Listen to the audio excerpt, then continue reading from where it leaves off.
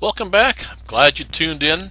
Another update video of all the great things that are going to be happening with this airplane. Stay tuned. Well, welcome back. I've been busy. Well, I keep saying that I've been busy at the start of every video, but mind you, I think this is the third video, maybe fourth. Depends on how I edited the previous ones, which I haven't finished yet.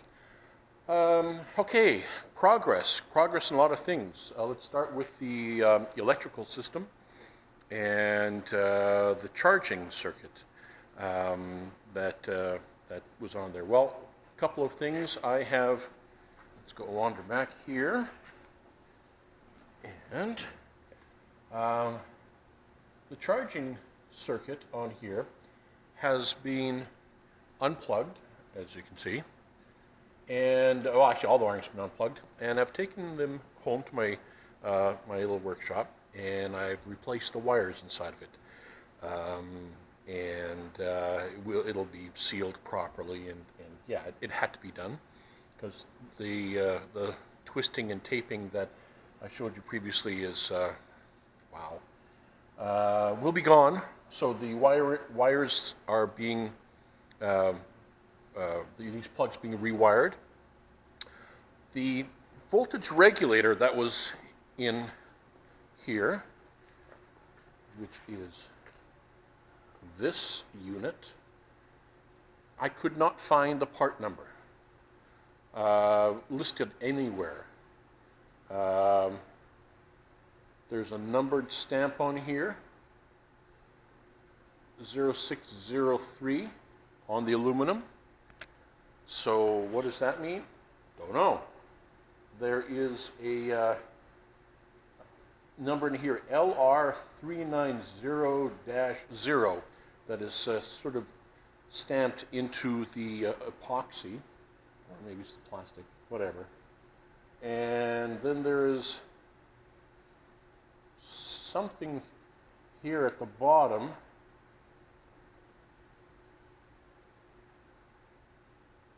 And it's, stand by 1 second. A few moments later. Okay, we're back. Yeah, reading glasses. No, magnifying glasses anyways, because, okay, this is Minks. Yeah, M-I-N-K-S Engineering. And Kissimmee, Florida. So Minks Engineering, Kissimmee, Florida. I couldn't find anything. I searched. I probably spent 3 hours searching sites and following trails and so on. Maybe I'm searching wrong. If anybody has information on this, just out of curiosity, let me know. And take it from there. However, it's meaningless because I have this. A little longer than a few minutes later. Alright, sorry about that. I had to put the camera down because this takes 2 hands. So I bought a replacement charger. It's the Key West Controls out of Austinburg, Ohio. Got it from Aircraft Spruce. And it was listed as one that was acceptable for this engine. So it is going in, and it has a maximum of 16 amps output. I don't think the stator on this engine will deliver 16, but it's capable of 16, which means that it won't be overheating anytime soon. So this is what it's being it's replacing. This is the charger. And of course I will be having a battery and an electric start and all that kind of stuff, what have you. So yeah, this is the way I'm going, and I'm quite happy with that. So replacing the charge controller because I couldn't find any information on what was in there, and we'll see. So this should be an improvement. Let's hope, and take another step there. So a couple other changes that have been made, and give me a second to grab the camera, shake it all over the place to make you guys sick if you got it on full screen. There we go. Put my glasses down so I don't lose them. Okay, a couple of other decisions that I've made. EFIS panel is absolutely a go. As a matter of fact, I've already got it. I went with the Grand Rapids Sport EX. And with the moving map and synthetic vision. And I also went with the Grand Rapids Engine Information System, the EIS. Hang on 1 second, sorry for the shaking again. Remember, I'm a newbie. So maybe at my 170th video you can complain. So I will be installing this in the aircraft as well. Now, the panel, the aluminum plate that I got for the panel, fits the EIS perfectly. It fits the transponder. I bought a used Garmin 330, I believe. I'll have to check. God, I can't even remember what I bought. With a tray and backplate connectors, and this can be going below the EFIS. I was hoping to put this in between the two, but it looks like it's going to be leaving very little panel meat and making it very weak. I didn't like how narrow it went. So I'm thinking to mount this thing up high on the bars. So I brought this here with me. Let's take a look at what we've got here. I'm thinking I want to mount this, let's show you, up here. Now the only complaint I might have is that it restricts my vision. I would have liked to put it up a little bit higher. I might actually put it up here, but that makes it closer in. I'm thinking of the headspace, you know, here or recessed in.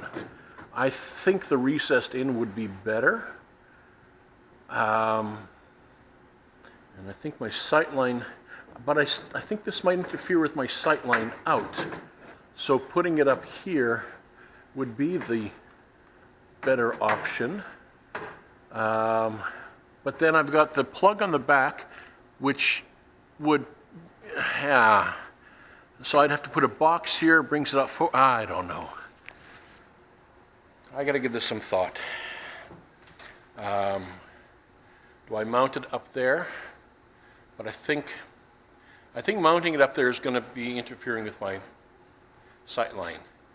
And sure as heck, if you're in a busy pattern, right where this thing is sitting, there'll be an airplane right behind that. And oh no, I gotta avoid that. We're crash landing. So yeah, I'd rather not restrict my sight line out the front windscreen. So what to do? 2 very boring minutes later.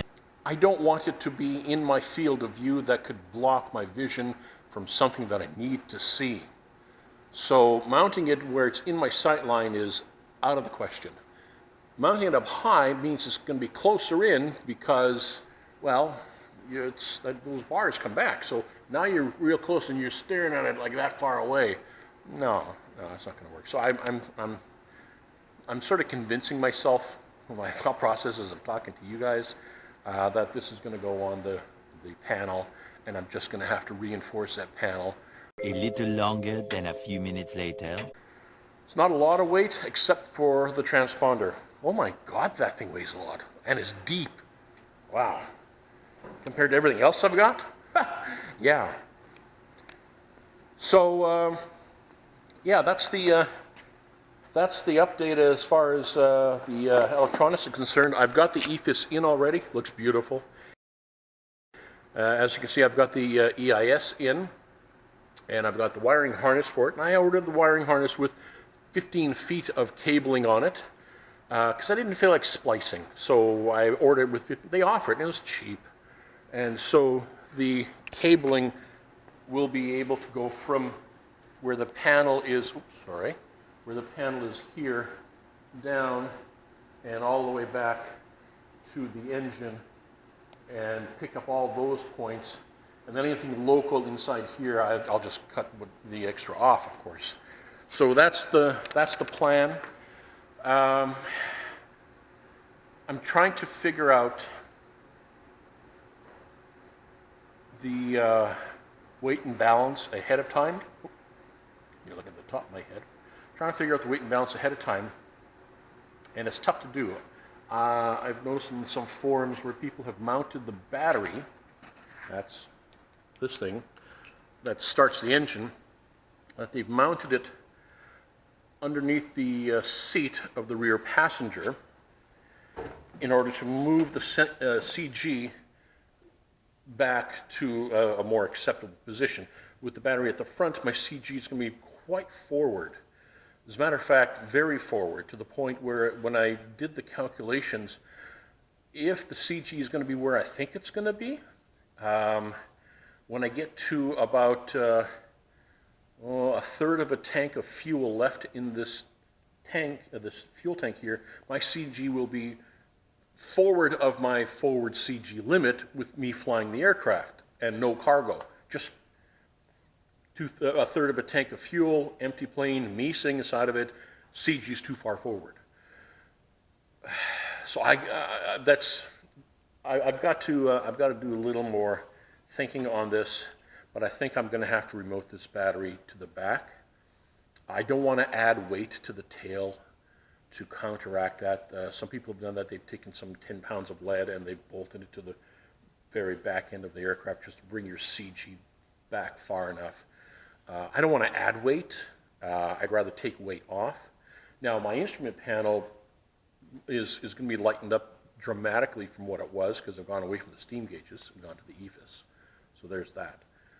But I really think this battery is going to have to be relocated to the rear seat, underneath the rear seat, or even behind that. There is room for me to put it behind the fuel tank, underneath the engine. I don't like that. It's quite inaccessible, and I want to keep everything away from that space below that shelf there. It's like a firewall, lower firewall. I want to keep everything away from that that could possibly create a spark. Everything electrical in my thinking, has to be sealed and moved away from the fuel system before connections are made. So I thought of that and maybe do it, but no, because now I've got open connections. Yeah, they're bolted onto the battery, with bolts along, so it shouldn't, but shouldn't is not enough of a guarantee for my liking. Will not ever is what I'm looking for. So there are ways of making sure that it will not ever happen, and I'm going to go that route. So the battery is probably going to go underneath will go underneath the passenger seat, the rear passenger seat, which means a little more rewiring and so on. And then, of course, my start solenoid. Where do I want to put that start solenoid back there? I should, and just run a thin wire back to the start solenoid to kick it in. And I could actually put the start solenoid underneath the passenger seat as well, because then it's forward of all the fuel systems and everything else. And so it's definitely not going to be going next to the engine or in the rear where any kind of stray fumes, especially after you've refilled the tank. Now, the fact that I've got a fuel fill port outside the aircraft now, with the new tank, it's going to be outside. That's going to eliminate 99% of the chance of any kind of spillage inside the aircraft, which of course means now you've got evaporated fuel, and that's what explodes, and one spark from a solenoid, and woof. Or actually, like, Blanco Lirio would say, kablamo. He hasn't said that recently. He did a while back. He used kablamo a lot, but he hasn't recently. So if Juan Brown is watching this, by some slim chance, use kablamo one more time or a couple more times, just so that people don't think I'm a liar that you've used it. So that's the plan. And one more change that I've decided to do. And let me show you this device. Come with me. All right. Sorry. What do I have in here? Well, what's this? Well, what this is,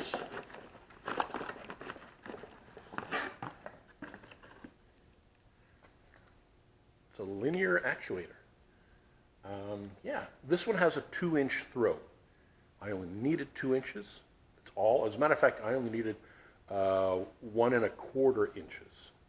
2 inches is too much, but that's okay. I can address that. But this is 2 inches. The high torque version, capable of lifting 150 pounds. Don't ever need that much. The reason I chose 150 pounds is because that moves this shaft very slowly, very slowly. About was it 1/2 inch per second? No, even slower than that, 0.3 or something. I don't know, it's really slow. And to slow it down even further, I bought the speed controller for it, which will be mounted on the panel. Now, what is that for? Well, you ask. I'm hoping you're asking. That is going to be replacing something that other pilots that own this aircraft have complained about, and that is this. This is your flaps and trim, okay? So your head is going to be here, roughly, in this space. So you've got to reach behind your head and do this while you're flying, which means one of your hands has got to come off either your throttle or your joystick. And when do you normally start applying flaps? Well, when you're coming in for a landing. When's the last thing you want to do is take your hands off the throttle and your control stick. So that linear actuator is going to be replacing this crank handle. And to account for the difference between 2 inches and 1 1/4 inch, because that's all this thing moves back and forth in total throw, I'm just going to use simple leverage or simple triangle, whatever. I can't think of it right now. The linear 6.5 hours later. will be attached up high. This will be attached lower down at a point where 2 inches here translates to 1 1/4 inches here from the pivot point up. So it can go its full 2 inches and stop, which means this would go all the way back to its full flap position and stop. With the stops built into the linear actuator, I don't have to let go, otherwise break something. No, the motor will stop before it goes past and hurts something. Likewise, flaps up, it will stop at the full flaps up position. The motor will simply stop, and there we go.